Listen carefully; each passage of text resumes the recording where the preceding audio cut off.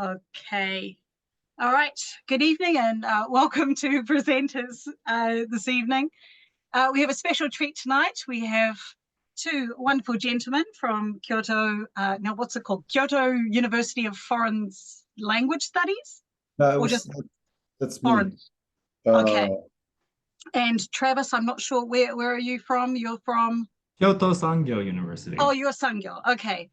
Two Kyoto universities, and you may know their names or faces from the podcast that they did a few years ago. And we are going to hear a little bit more about that and what they've been up to since then. So if you'd like to take it away, guys, the floor is yours. Well, thank you. Travis, go ahead. Let me bring up the do we see that? We're good? Yep, that looks good. Okay, cool. So this is what we're calling the Extensive Reading Podcast, Tales from Behind the Mic, with me, Travis Past, and as always, my co-host. This is Jose Camino. And yeah, we're going to take an intensive look at extensive reading. That's the phrase that Travis coined. Yeah. Well, before I get started, I'd just like to thank you for giving us the opportunity to come and present. We haven't done this for a few years, and so when Jose kind of just emailed me out of the blue, I was like, "What? Yeah, sure. That sounds great." Any excuse to meet up again and to talk extensive reading. So here's what we have planned. We'll do a quick overview of the podcast. Maybe I'm sure not everybody was familiar with what we did, and so we'll talk a little bit about that and our journey with extensive reading, and maybe some takeaways that we got from the interviews that we recorded. And I'll actually play. I have an audio file that I edited down to like 5 or 6 minutes that I'm calling a highlight reel, and so I'll play a segment of that. And then we'll answer what happened. We just kind of stopped. Advice on starting a podcast, and finally, maybe where we are now. And of course, who wants to take over if anybody is eager to start an extensive reading podcast?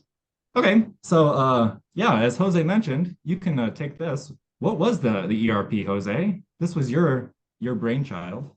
Yeah. Well, I think I should start by saying how we met. Actually, I was on the train and I saw another guy, Gene, and I started talking to him, and it turned out to be somebody who was into applied linguistics. We were both doing our MAs in applied linguistics, and that got us talking to each other. And I saw that Travis was very much into it, and I was very much into extensive reading, and I had done a podcast before on something completely unrelated.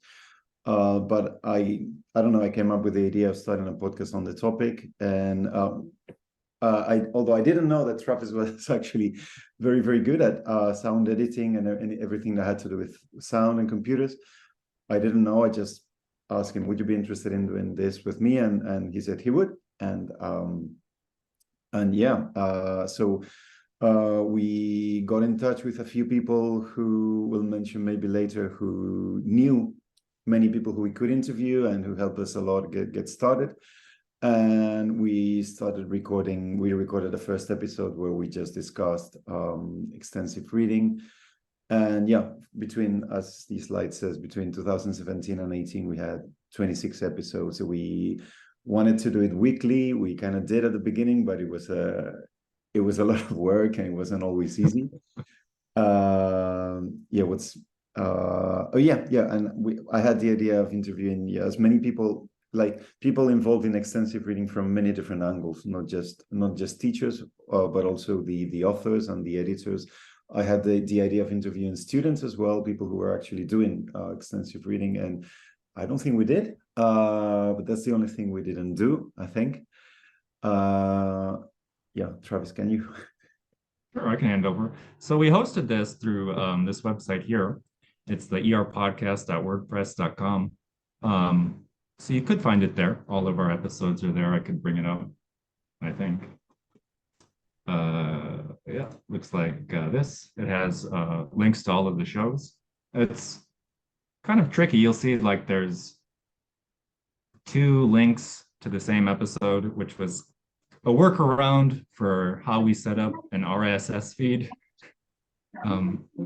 which was a technical pain in the butt. But it allowed us to get onto most podcast platforms. So you can find us through like Apple, whatever, Apple Podcast, or any podcast platform that you would use on like Android, but not Spotify. That was kind of before they took over. And a lot of people I know are listening to podcasts on Spotify. But yeah, you can find us there or around. Anyway, so we had met on the train. We called ourselves Friends in Training just because we met on the Quintetza line. We got off at the same station. And at some point, I remember asking Jose, you know, what got you interested in ER? Yeah, and that's when I told Travis about my. I've always been not always, but since I was 20 or something, I was very much into Noam Chomsky, and I read a lot of his non-linguistic books. But I did read a little bit about what he was doing in linguistics, and I wasn't like a syntactician by any means, but I was very much into his stuff. And from Chomsky, I got this notion that it really struck. It sunk on me the idea that language, like a universal grammar and language, could not be learned. They had to be acquired. They had to be mastered subconsciously. There's no way to do that consciously. So that stayed with me, and that was like important for me in anything that had to do with language teaching. And then when I started doing my master's, I looked into stuff that kind of tallied with that. And of course, that led me to Krashen and comprehensible input. And that in turn led me into extensive reading. And when I had to do some research and to write my dissertation, I did do research on extensive reading. I was teaching at elementary schools in the city of Hirakata in Osaka as the assistant language teacher, although there is called native English teacher. So it's kind of a standalone teacher. And I kind of took pride on that. But I was very lucky that the principals at two of these schools where I was working allowed me and actually kind of funded the 2 extensive reading programs. And that's where I did my research. And then at about the same time, we stopped doing the podcast. I started teaching Spanish at Kyoto Gaidai and then at other universities. And I've been doing a little bit of extensive reading in Spanish. Of course, not as much as I would like to, but some. And I think that's for me. Yeah.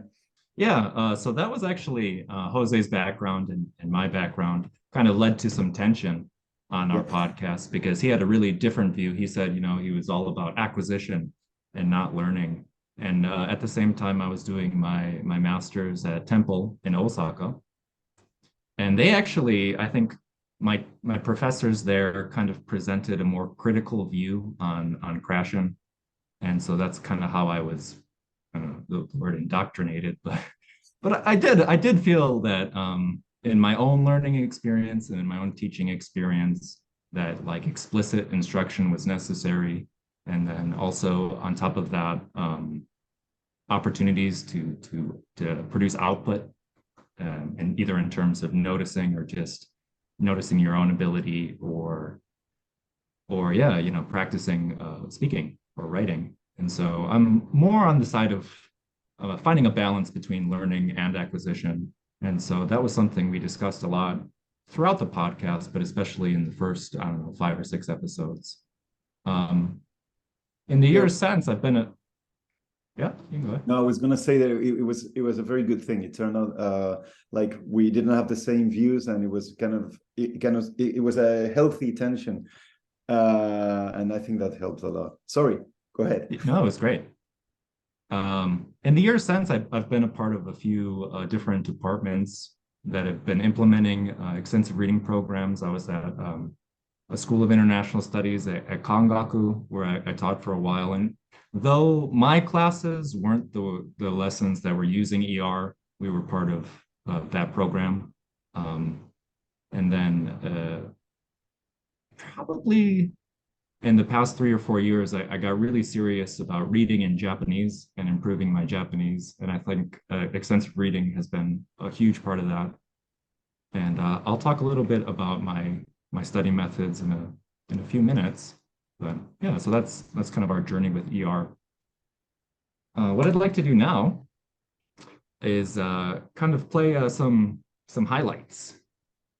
I don't know if we call them highlights. Yeah, the interviews were great. You see here, we have 4 segments. The first one is just Jose and I talking in the first episode, kind of giving you a feel of our dynamic, and then some short segments from Mark Brierly, Tom Robb, and Paul Nation. So I think I have this right. Let me play it. Jose, let me know if you can't hear it.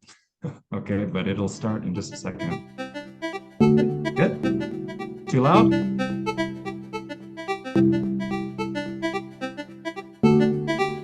For that is The principles? Day and Bamford. So here in 2002, they published top 10 principles for teaching extensive reading. They first begin that the reading material is easy. Point 2, a variety of reading material on a wide range of topics must be available. Learners choose what they want to read, that's 3. Point 4, learners read as much as possible. Point 5, the purpose of reading is usually related to pleasure. I mean, from the point of view of the teacher, it's not always easy. Yeah, right. Easy to say, difficult to implement, right? You have a busy class, maybe you find, oh, maybe I could be grading papers while because students are reading. In a way, these like the 9th principle says you have to be supportive and you have to provide. You have to help your students, but at the same time, principle number 10 tells you that you should be a role model of a reader, and this can be interpreted as like during the periods of reading, what's called sustained silent reading. Yes, if you're doing it SSR. in class, you're supposed to do both things at the same time. You have to help your students and you have to be the role model of a reader. That means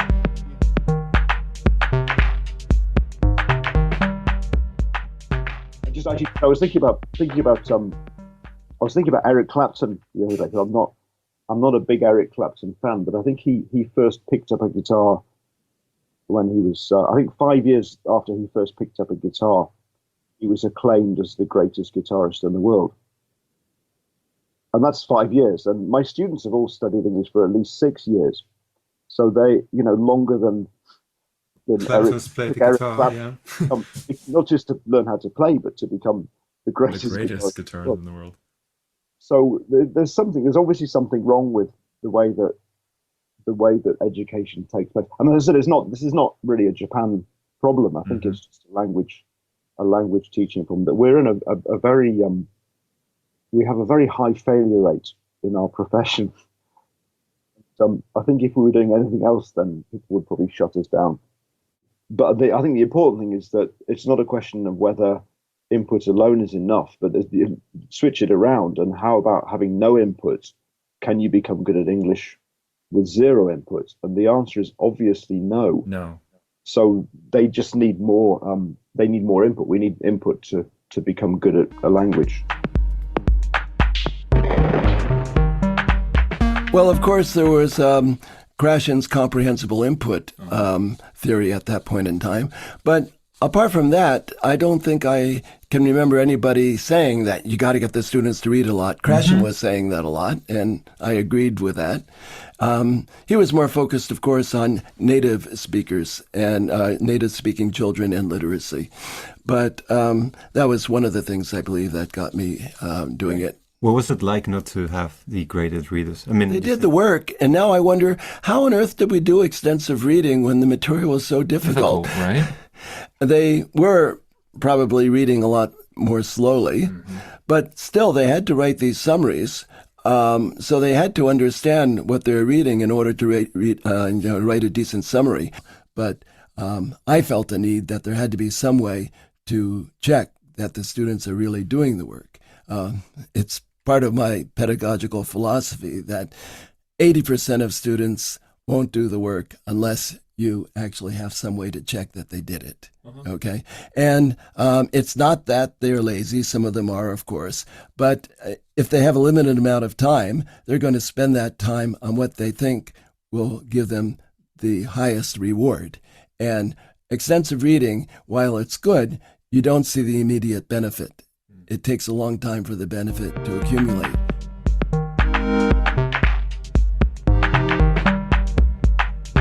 You need to have 4 equally balanced strands. And then the first strand is learning from input. And input includes listening and reading. It has to be genuine reading as an extensive reading, and it has to be genuine listening as an extensive listening. And that makes up one strand and should make up roughly about 1/4 of the course time. And the second strand is the strand of output. I disagree with Steve Krashen on this.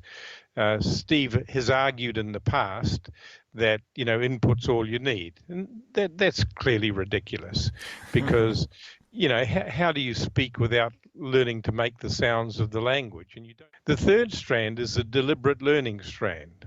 And this one, surprisingly, is a little bit controversial, although to me it's not controversial. And that simply says, if you want to learn efficiently, then you need to spend about 1/4 of your time doing deliberate study of a whole variety of features of the language. And then the fourth strand is the strand of fluency development. And fluency development simply involves getting good at using what you already know. So not learning new language features, but actually getting really good and fluent at using the features you already know. Yeah, so that was just kind of a taste of what we were doing, and hopefully playing some more interesting voices than our own. We talked to a lot of great people, and it was really, really difficult to just choose a few to play, but especially Mark Brierly and Tom Robb were so helpful in giving us interviews really early on, and also introducing us to other people and helping us make it happen. So I definitely wanted to choose them.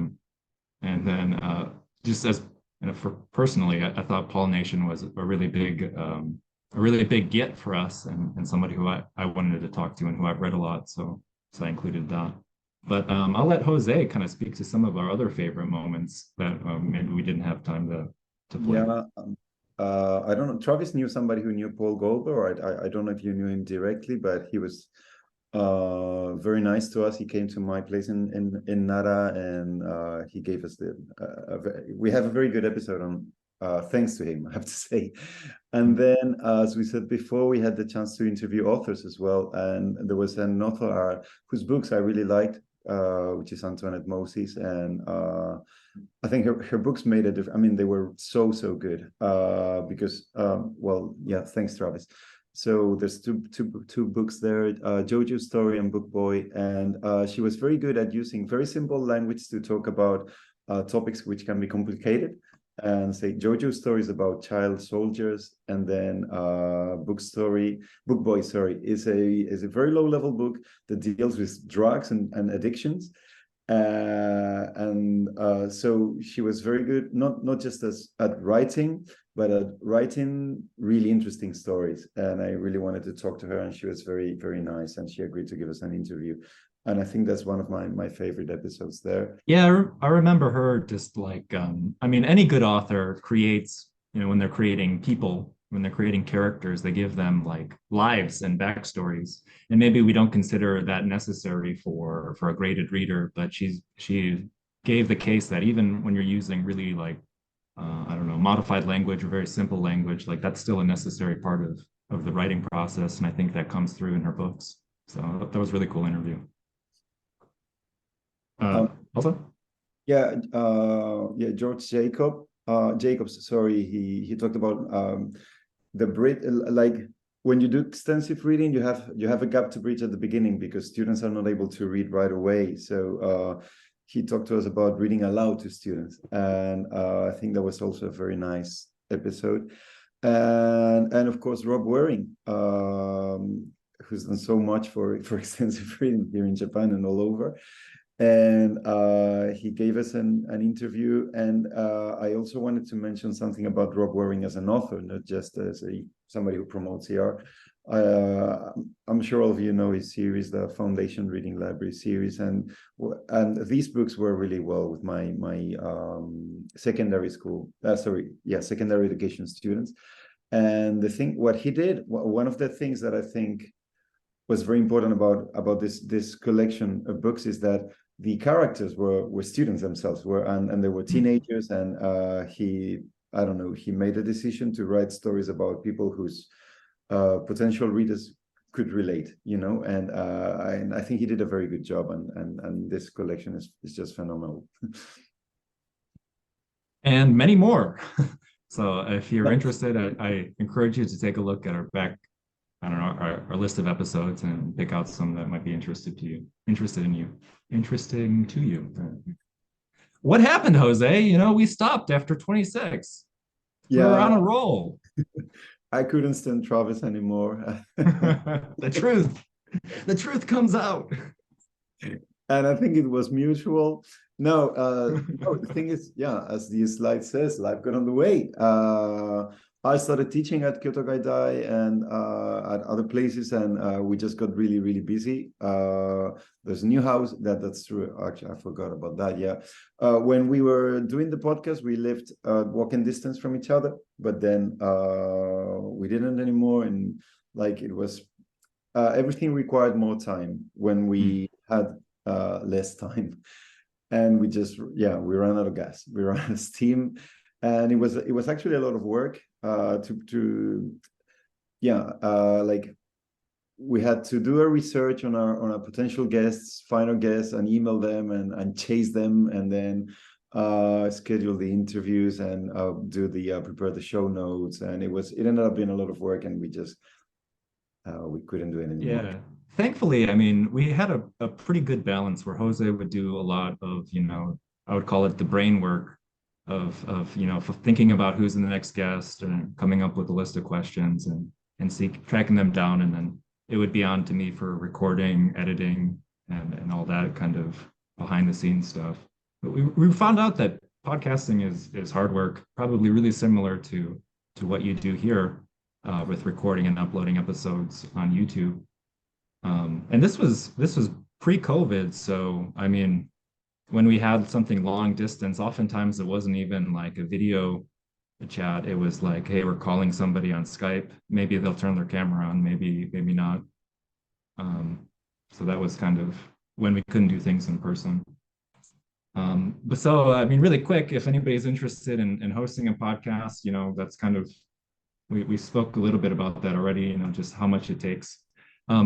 There are lots of services that you could pay good money for that will host your episodes and set up an RSS feed. We weren't particularly interested in paying money. And so I had figured out a way to, we were uploading episodes on archive.org. And then we were linking those on a WordPress, and then finally using FeedBurner, which I think has been acquired by Google. So this FeedBurner would create an RSS feed from the WordPress, which is linking back to this archive file. And then that would show up on podcast services. And so if you're looking for maybe a free way to do it, I would recommend, seeking that out. Interestingly enough, I was trying to reverse engineer, what did we do? And I was searching on Google and trying to figure out our process. And I had read some comment saying, oh, from 25 episodes on, it just the feed stops working correctly and it'll play different episodes. And so we were at 26 and we were just in this Goldilocks era, I don't know, of it just being just right for what we did. Maybe if we had done more episodes, we would have lost some, as we continued to upload, but I don't know, kind of interesting. Anyway, and then like I mentioned, COVID normalized talking on Zoom even more.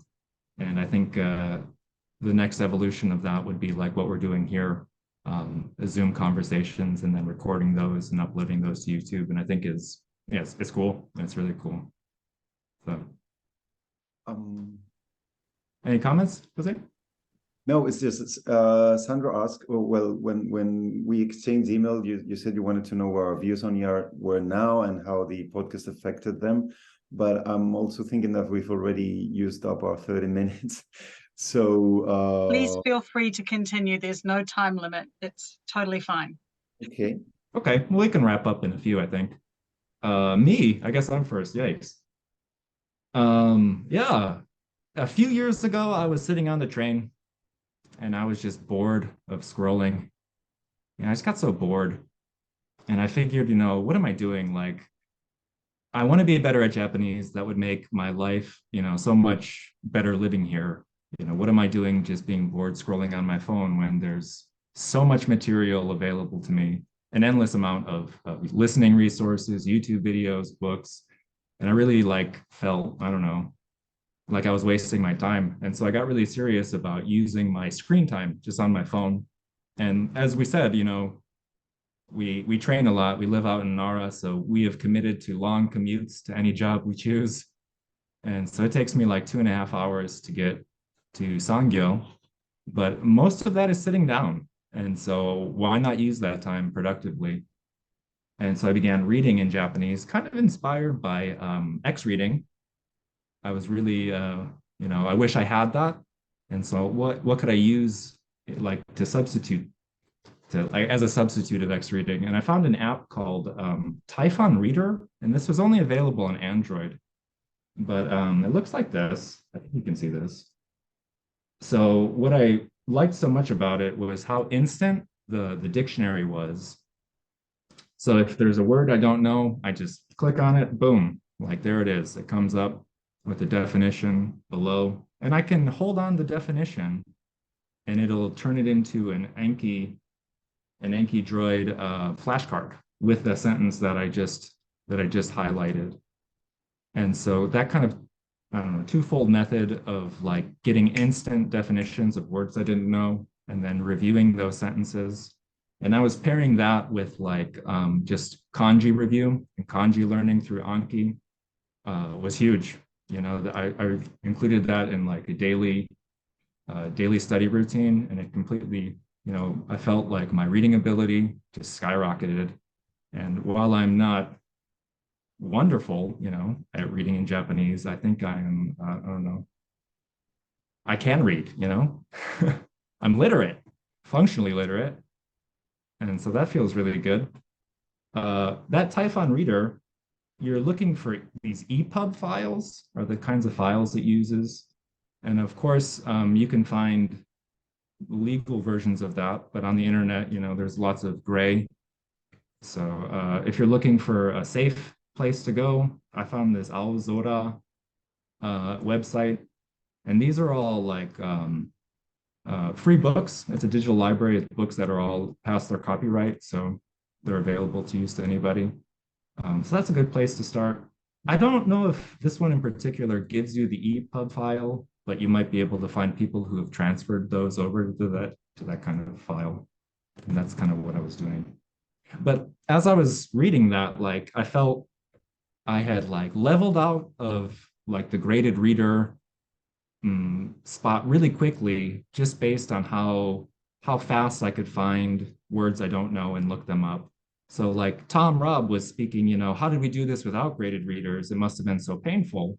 But in my experience, when I was reading above my level, it wasn't painful. And I was really surprised to find that. And I think that was just based on, comparing the technology of today with the early 90s, late 80s, early 90s. And so, of course, I think graded readers are necessary, but maybe we can, I don't know, speed through them more quickly than we could in the past, at least in my experience. Okay, I talked a lot, sorry. Jose, please go ahead. Jose, you're muted. Sorry, thank you. I was saying it's completely different story here. Not literate in Japanese. I'm struggling every day, or I've been trying for a long time.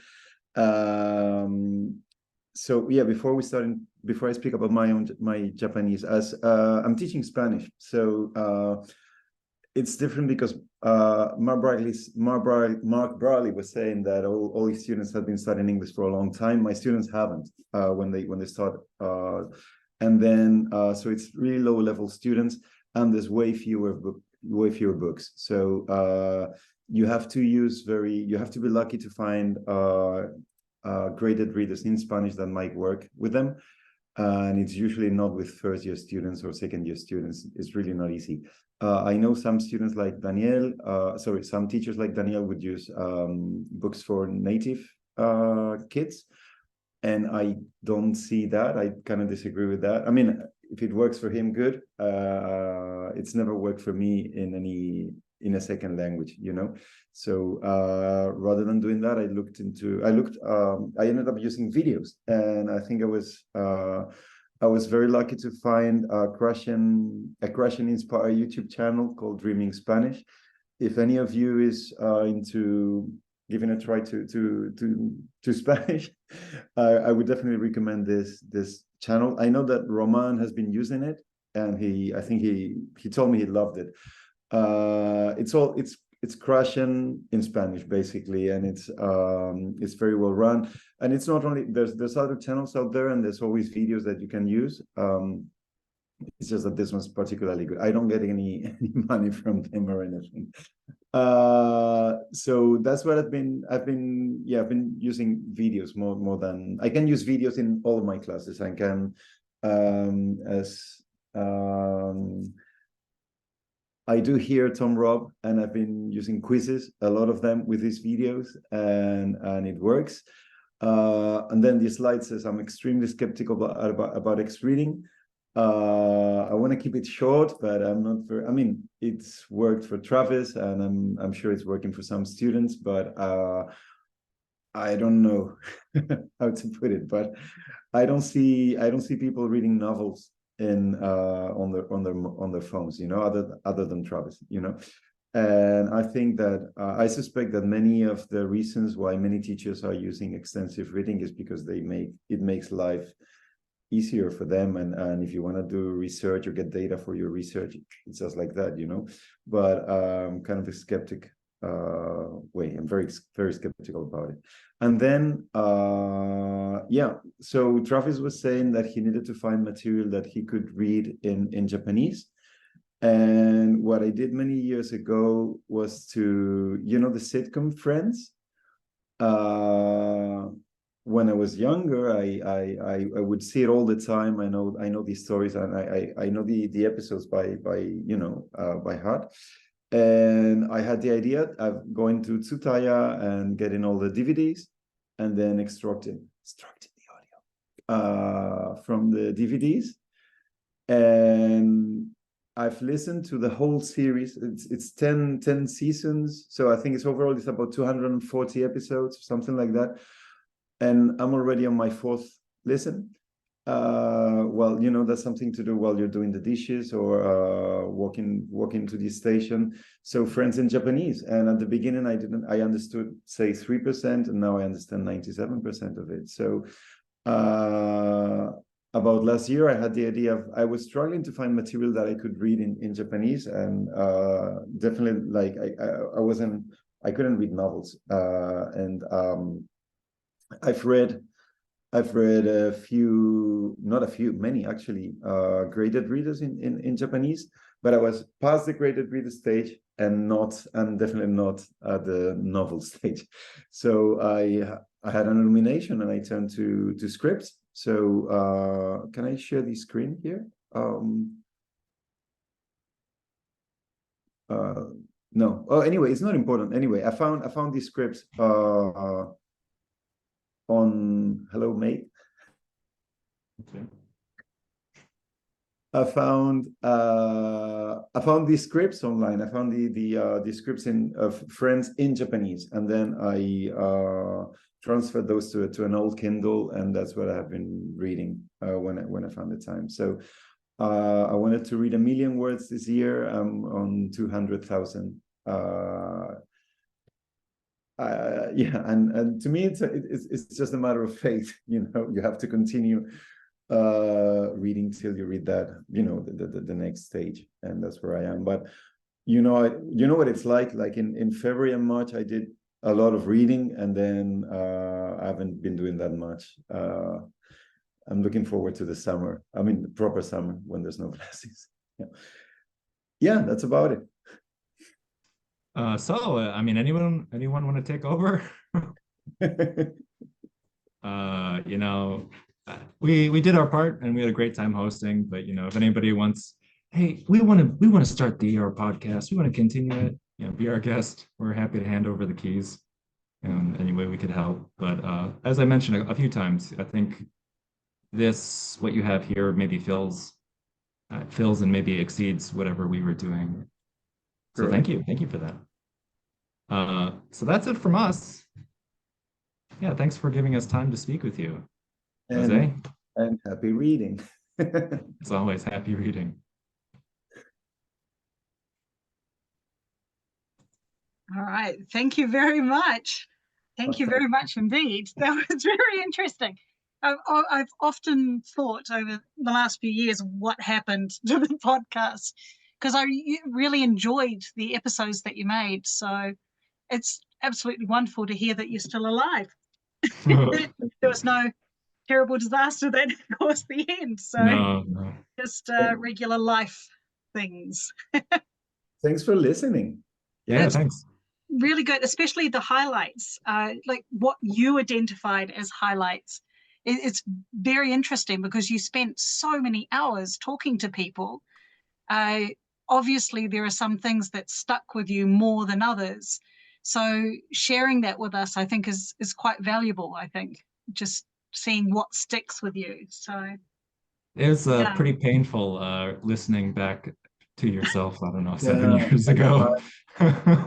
Yeah, I must admit, I think listening to yourself speaking or playing back a presentation or an audio, it's always painful, I think. So now, does anyone have any questions before we continue on for the boys? Jackie, Norgo.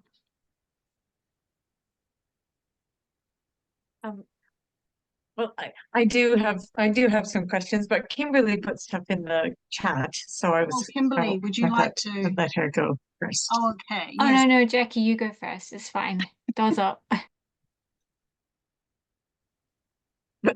Well, I don't quite know where to start, but friends in Japanese. Where did you get? You're a madman. 200 episodes? Yeah.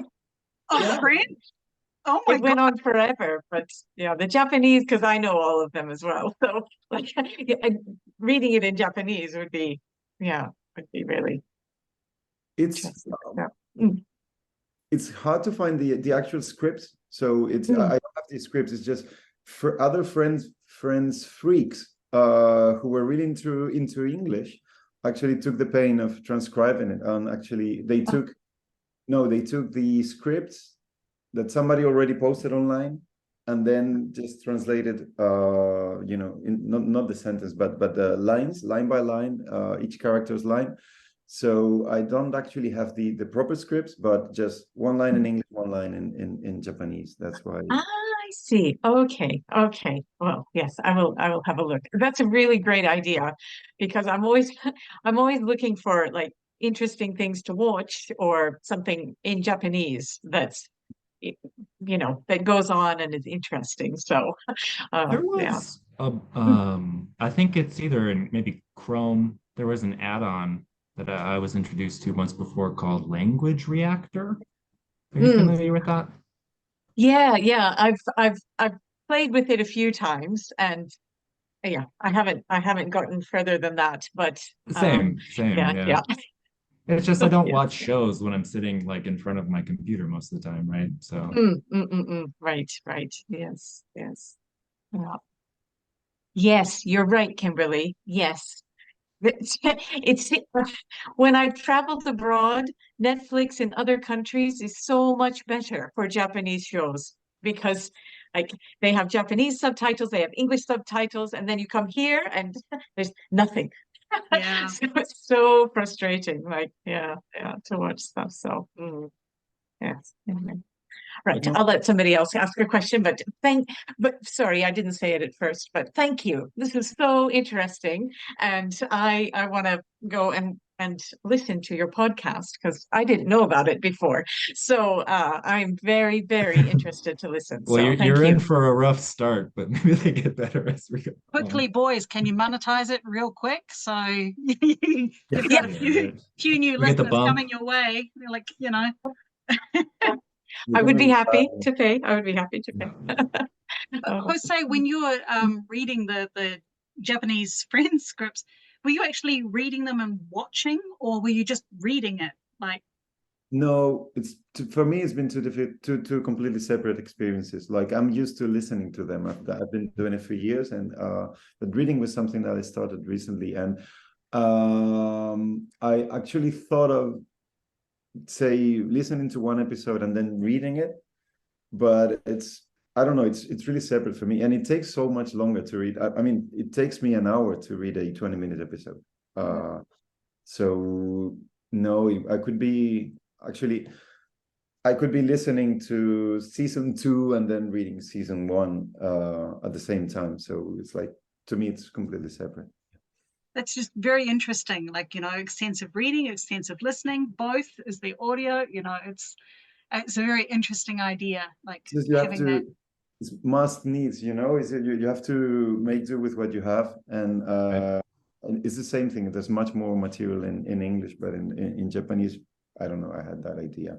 Which, by the way, if anybody's interested, so I like to try to avoid I try to avoid distractions when reading as much as I can. So when it comes to reading, I very much prefer to read on a Kindle, an old Kindle that has like absolutely nothing on it, than reading online, like if it's a tablet or your computer.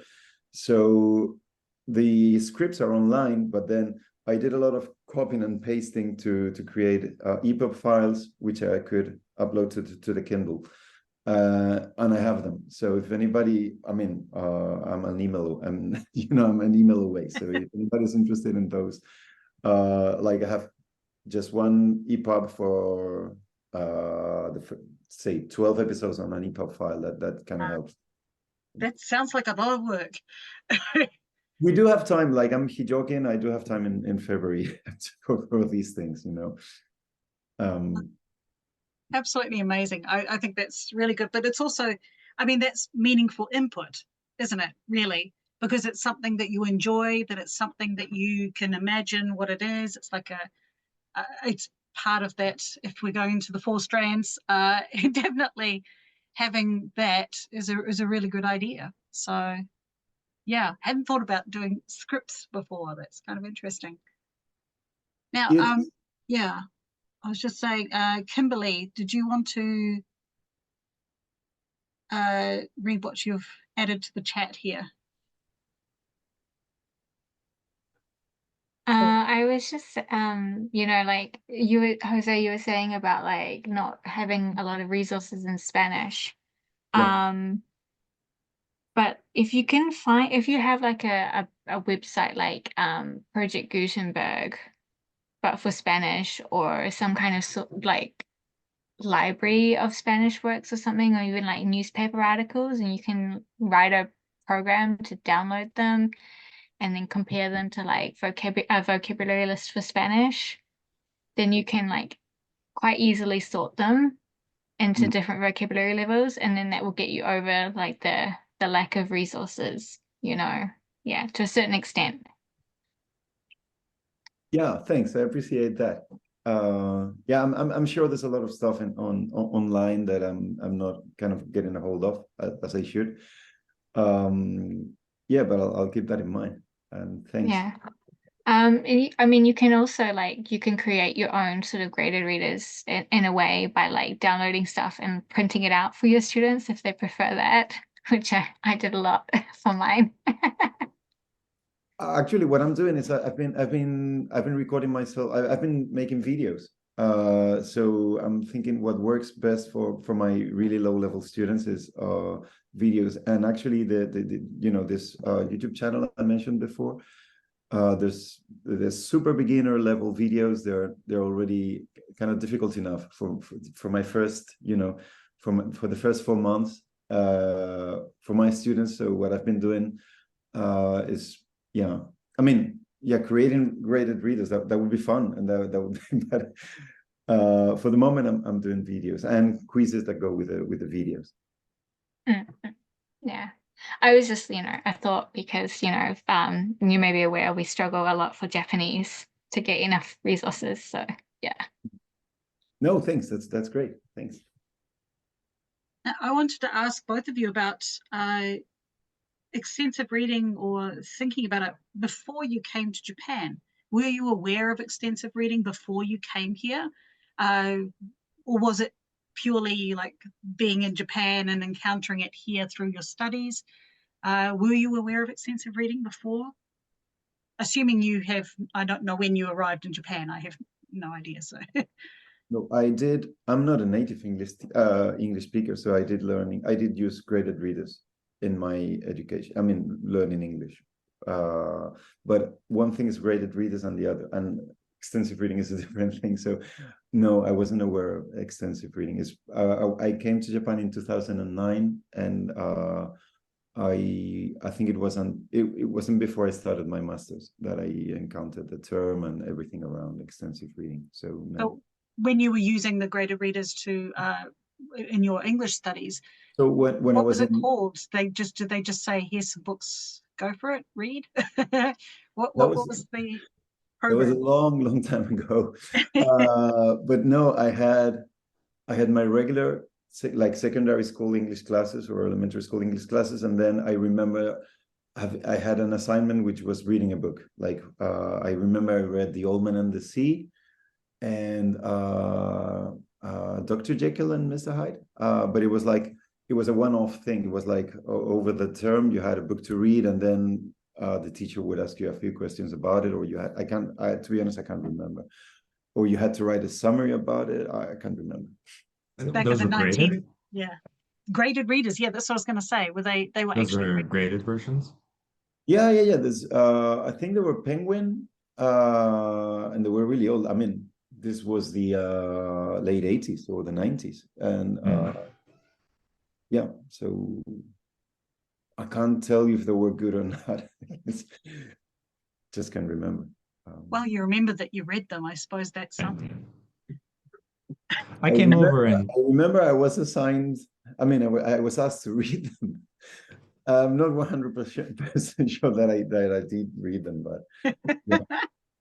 Were you one of the 80% of students who wasn't going to read them unless you were tested on it? Right? Just because I think I have one of those books. One second.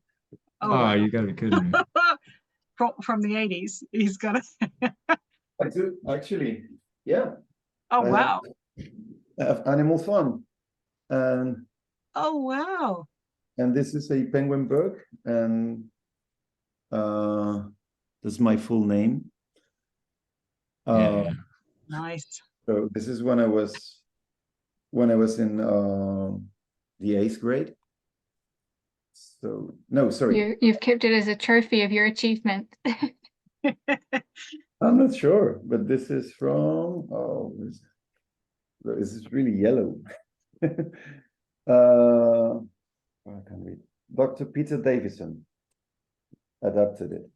Wow. This was printed when can't read. I have Dogan. 1989. So this is a 1989 graded reader. Cool. That's great. I'll read it again. That's really interesting. Yes, I learned some French and German studies at university around that time, and there were no graded resources. We were reading the originals, which was very challenging. And I really wish, I feel very envious of the kids today who do have access to even a small amount of graded readers in different languages. So I'm quite amazed that even back then that you were able to access those kind of materials. Yeah, I guess there weren't that many, but there were some. And yeah, I think this was good. How about you, Travis? Had you? Never, no. So, I mean, I grew up in the US and studied Spanish. in high school, but I've since forgotten it all. As soon as I studied Japanese, I felt like the Spanish went out, and I was studying Japanese in university, but I didn't know of any kind of reading resources at that time like that. And then it wasn't until I got a job here, I came over with an Eikaiwa contract. And so part of that, I mean, the Eikaiwa business is like selling extra materials to your students, right? And so like they were having us like push graded readers on them. And that's when I first was exposed to that kind of thing. And some of them were pretty good because I would, read them before telling students about them. But as soon as so I spent maybe 2 or 3 years in an Eikaiwa, and then I was able to move over to university. And around the same time, I was starting my master's. And yeah, that's about the same about when I was first introduced to extensive reading as a form of pedagogy in a real way. And I immediately was attracted to it because, I mean, it makes so much sense. I mean, how are you going to learn unless you get like just massive amounts of exposure to a language? I mean, so yeah. And I've always liked reading, so. Well, that's what's going to be my next question. Are you both readers? Do you actually read for pleasure for yourself that's not graded readers and for work? Yeah. Like Jose said, I'm mostly a Kindle guy too.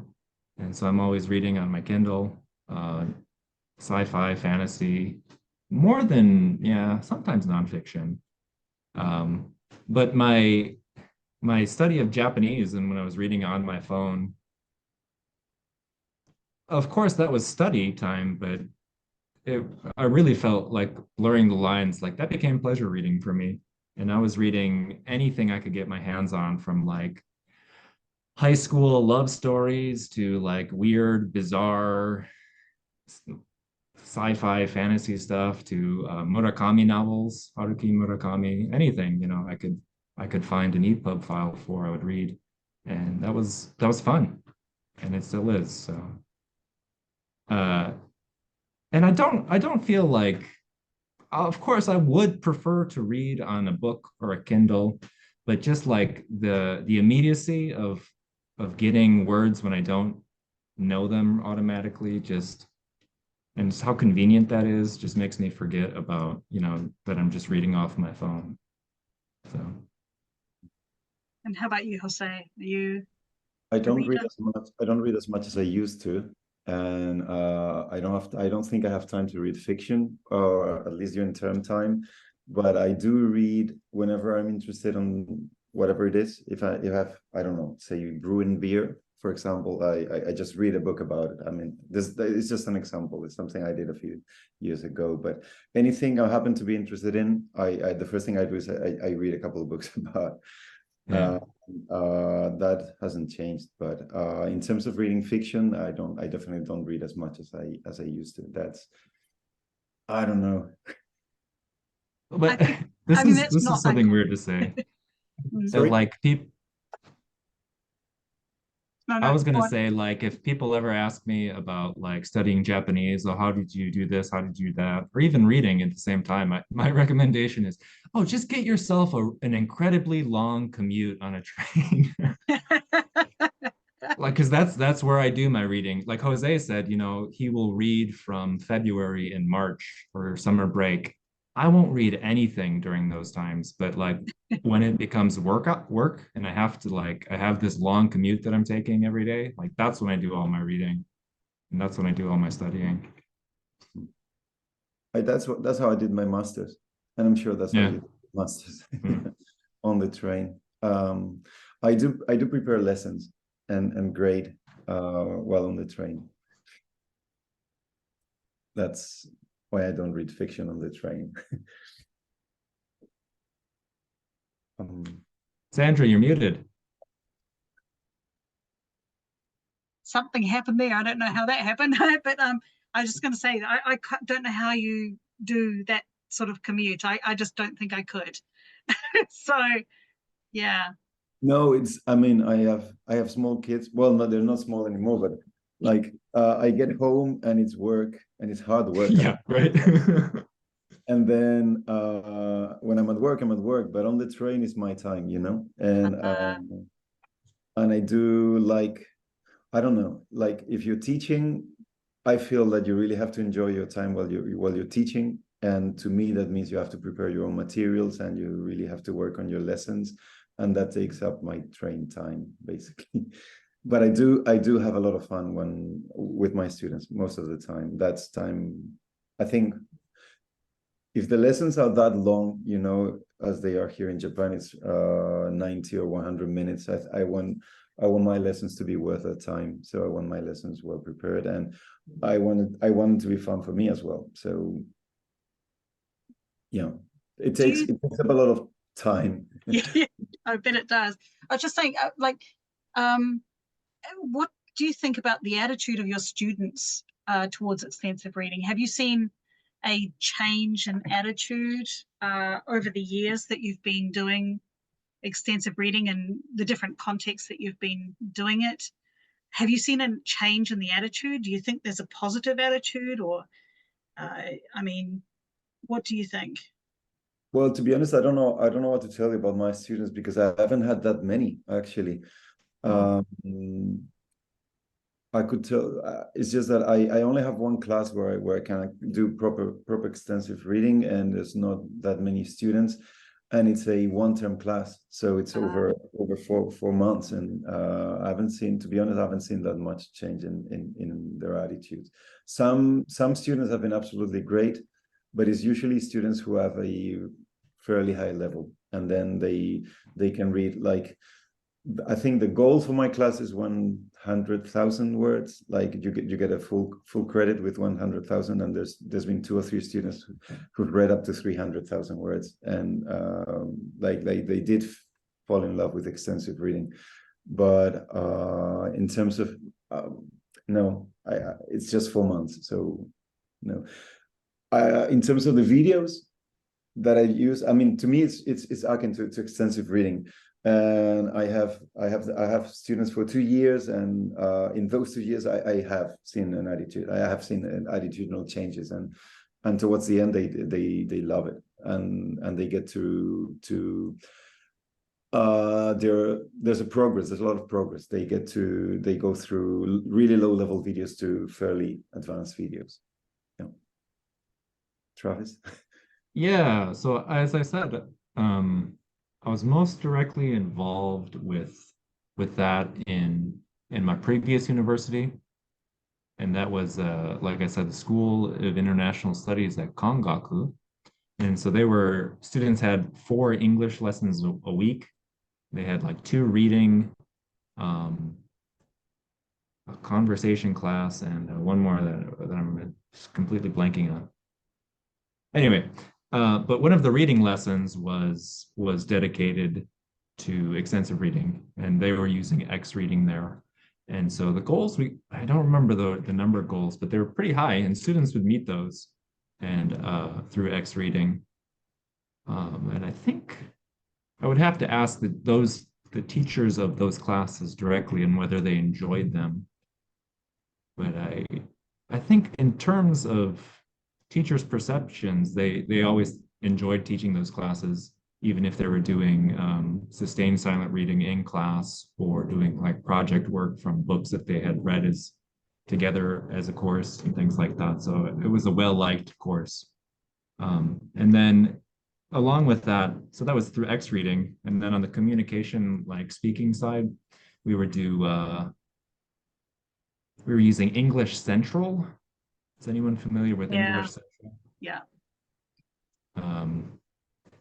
And we're also using that now in the program I'm currently in. And yeah, that's got its benefits and drawbacks.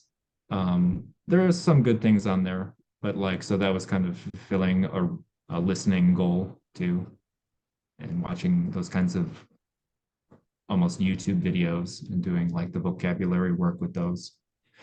But I worry of like giving students like app overload. Like do your homework on this app for this class, do your homework on this app for that class, submit something else on Teams for this class, submit something on Moodle for this class. And it's got to be a pain. Yeah, certainly not something we had back in the old days. Right. Before cell phones. Yeah, I was just wondering, like, if you could set up your ideal extensive reading program, if you had all the resources, if you had graded readers in the languages that you want, if you had the time, you had the budget, you didn't have people telling you what to do, what would you do? What would it look like? What would your ideal extensive reading program look like? Jose. Oh, unmute. Yeah, I was muting. Sorry. No, I don't know. It's hard to imagine it, but I just wanted to say that in my classes, one good thing about having few students is that you can not use the quizzes and not just quizzes at all. If you have a low number of students, and in my ideal extensive reading program, that would be the rate of teachers and the rate of students per teacher would be low.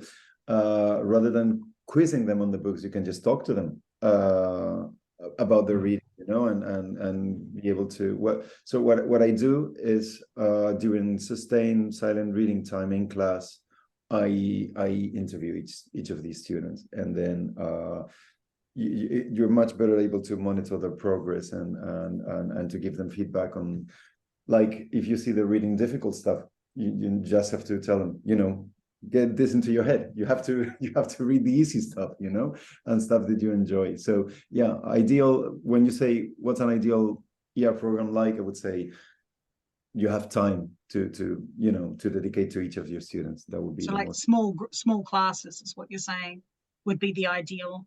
Yeah, or many teachers. So when you think of resources, you probably the first thing that comes to mind is books of many levels, but you also have to think of time, teacher student time, and yeah, many teachers for few students.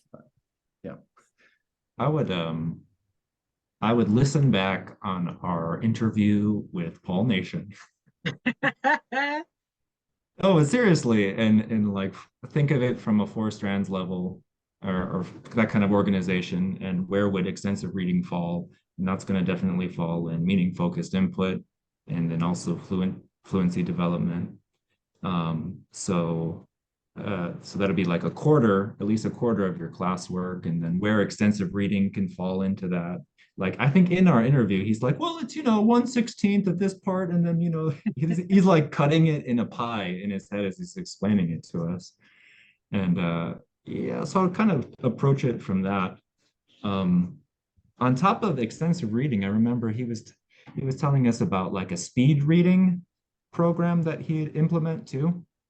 I did that. Just like, you did that, Jose? I mean, I did something like that with my students, with my Spanish students. So the idea was like read. Yeah, it was like training. It was very physical. It wasn't even, you didn't even have to think. It was just like getting familiar with the foreign alphabet, basically, and doing. And so I had them just recognize sentences, like they had combining audio and reading, and then it was technical. It was like if you're learning tennis, it was like learning to surf, just pure like automatons, recognition of sentences. Yeah, and it was nation inspired. It was based on. I think I started doing that after we recorded that episode. Yeah, it was a really interesting segment, like saying you could take I don't know, 7 minutes of a class over like a period of 10 weeks and like completely, I don't know, just increase reading speed and parts of comprehension by like, I don't know what he said, like 150% or something, like some like shocking statistic. He's like, I don't know why it works, but it does.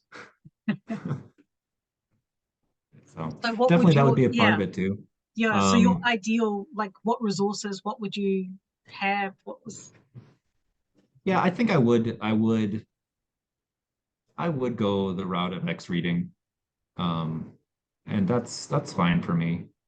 I think students are looking at their phones anyway. And like I was, if I can share that feeling of like, instead of mindlessly scrolling on on Instagram or whatever game or whatever app that you're using all the time, if you could dedicate like, I don't know, 15, 20 minutes to like something you enjoy in another language, hopefully being reading, you know, I think that's a huge thing, and that could carry on outside of the lesson and outside of the class, and hopefully, you know, create a habit that they continue on for the rest of however long. And so that would be a part of that. I'm not opposed to sustained silent reading in class, so I think that would be something I'd like to do.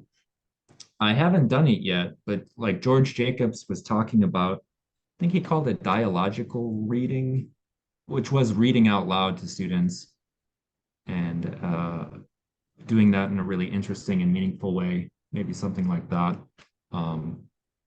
Yeah, but seeing how I can fit it into like a balanced course from a 4 strands perspective.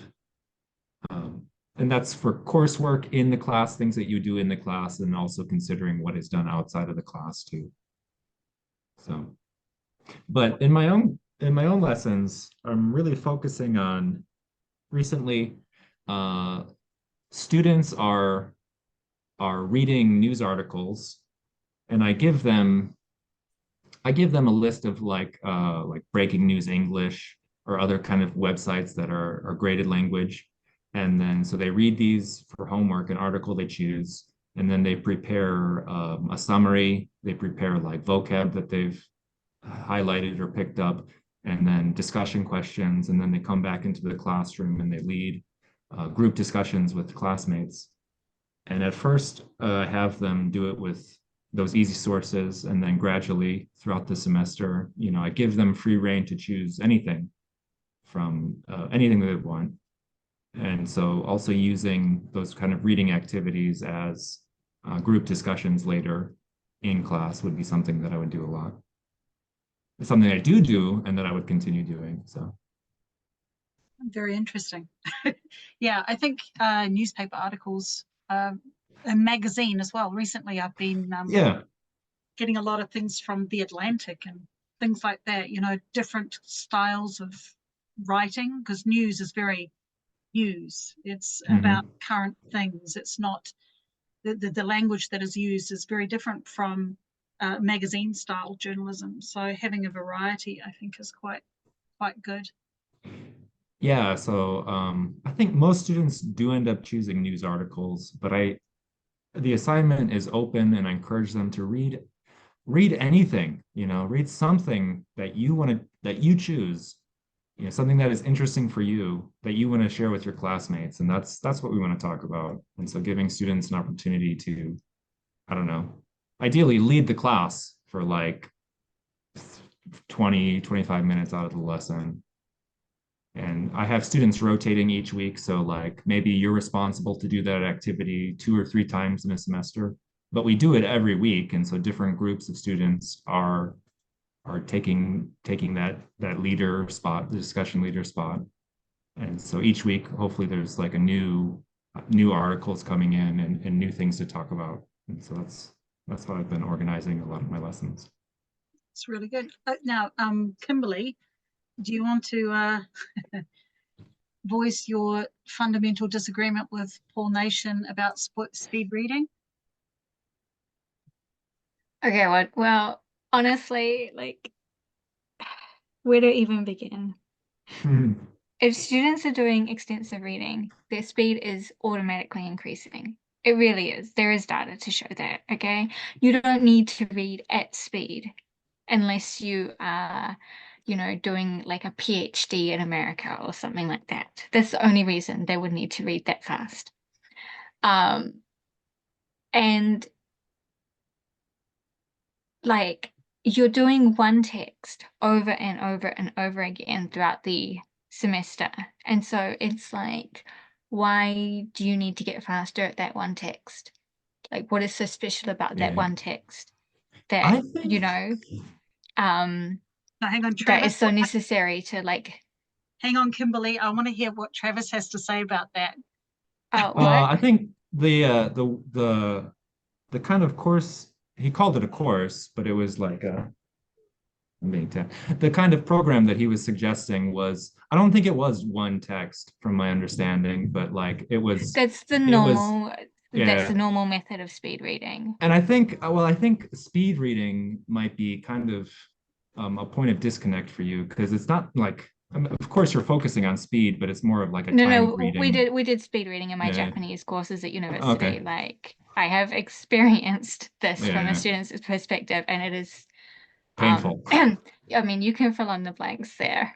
But hang on. But what I wanted to say is that, like, even in Paul Nation's own book, like his text about the 4 strands and teaching, you know, EFL reading and writing, the 2007 or 8 book or whatever it was, he says, you know, you have to focus on, like, if you're doing intensive reading or stuff like that, still it has to be focused on how does today's text make tomorrow's text easier. But when you're doing speed reading, it's not actually necessarily making anything easier because you're just focused on like processing the words, like the literal written symbols, in whatever language. But again, it's much better if you're doing it with extensive reading, because then you're focused on the meaning, you're focused on all of the other things as well, and it's a much more comfortable experience. It's less anxiety inducing, it's less stressful, and it's just far more enjoyable to increase your reading speed through extensive reading. And I feel like speed reading is kind of an approach taken by teachers like Tabata Sanda, who does extensive reading research in Japanese sometimes, occasionally, when she wants to. And those kinds of teachers are the ones that they just cannot let go and give control of. They can't let students develop their own autonomy when it comes to reading. And that's why they do the speed reading, because they're controlling what the students are reading. And they're like, oh, you know, this will fix the issues with intensive reading. But it doesn't fix any of that at all. Okay. So I just feel like there is no point to it.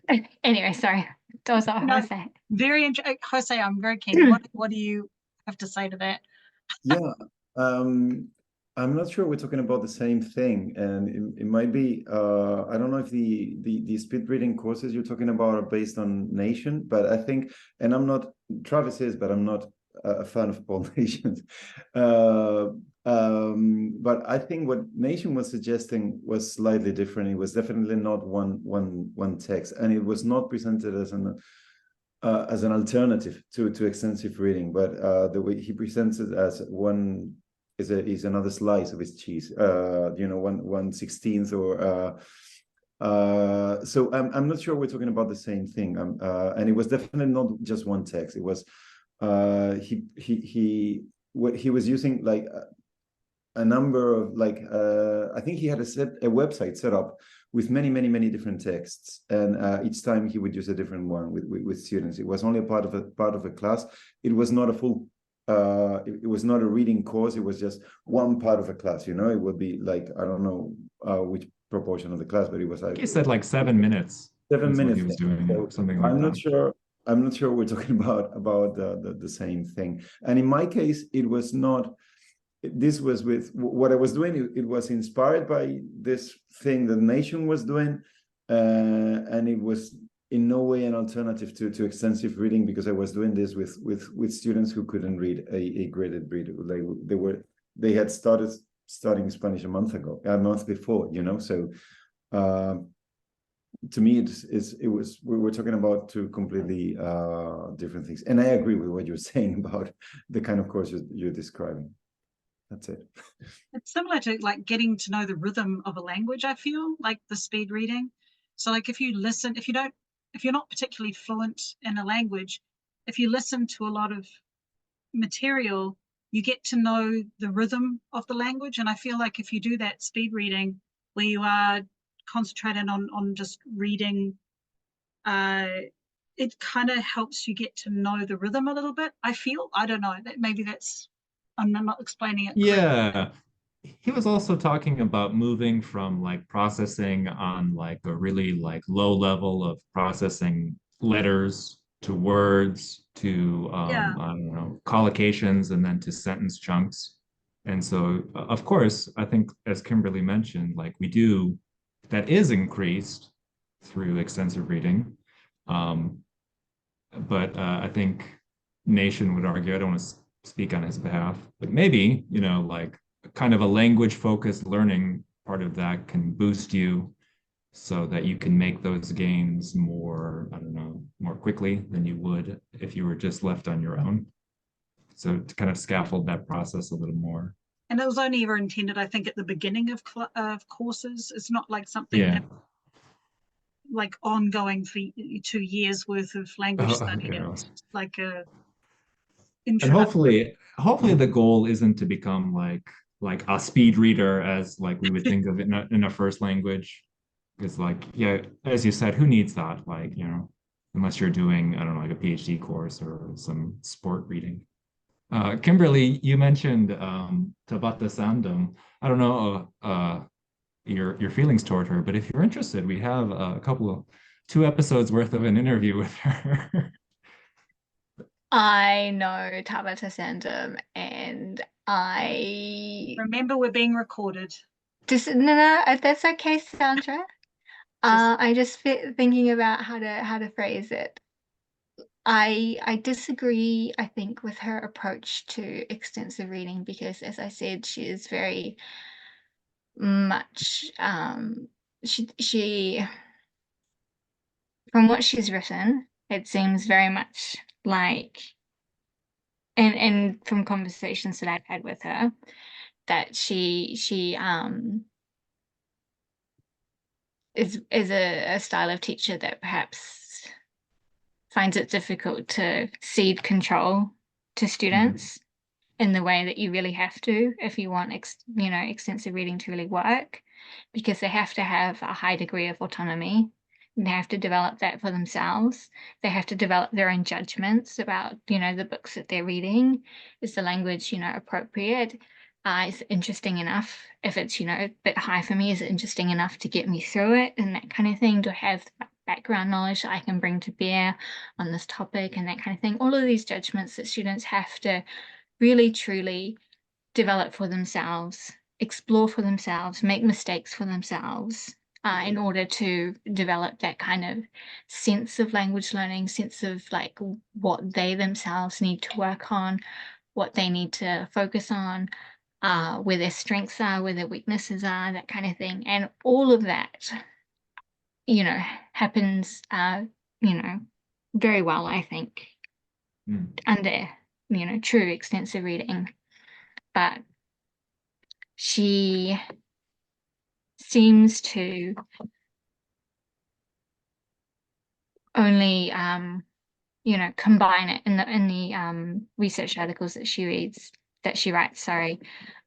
She focuses on combining it with extensive reading and speed reading as an alternative to intensive grammar translation type reading, which is traditional in Japanese classes. And I, again, having experienced the Japanese style of speed reading in Japanese tertiary courses in New Zealand, much like what she seems to continue with, I don't think that it is helpful or necessary for Japanese students. And I think that the time would be better spent focusing on extensive reading. We have a lot of like really low level graded readers for Japanese that her students themselves produce. There's a lot up on her website, Yomemon no Ippai, that are the very, basic, X is Y kind of, grammar and that kind of thing, which I think is, much more helpful for beginner Japanese learners than speed reading and that kind of thing. But, Noted. Interesting. Actually, there's one thing, both Travis and Jose, you both mentioned that you, with your trying to learn more Japanese, you both reached the level where you had gone beyond graded readers, and so you were looking for other things. Is it perhaps just that it would be a good idea to have higher level graded readers available, because it seems like maybe there is a gap between the beginner sort of levels of, you know, learning Japanese with graded readers and then reading native materials? Is there perhaps a gap that you both have felt that led you to friends' scripts or reading things on your phone on your commute? You know, I feel like perhaps there's something missing. No, my attitude, for better or worse, is like, I don't know, because I've been here for a long time, and so I've picked up, you know, I'm at like 13 years now, and a lot of that wasn't studying, you know, but I was still picking up language, and so from my perspective, it was like, why bother with graded readers when I know enough to get me through like a sentence, but I'm not going to pick up all of the kanji and the vocab, but I'm going to work on that either through an instant translation and then kanji study.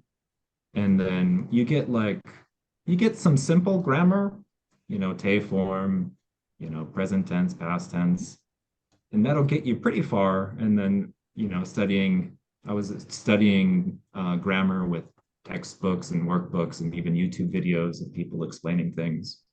And so extensive reading was one part of my study program, but I felt like putting all those things together, like I just wanted to read, and I wanted to read, you know, books that, you know, native level books.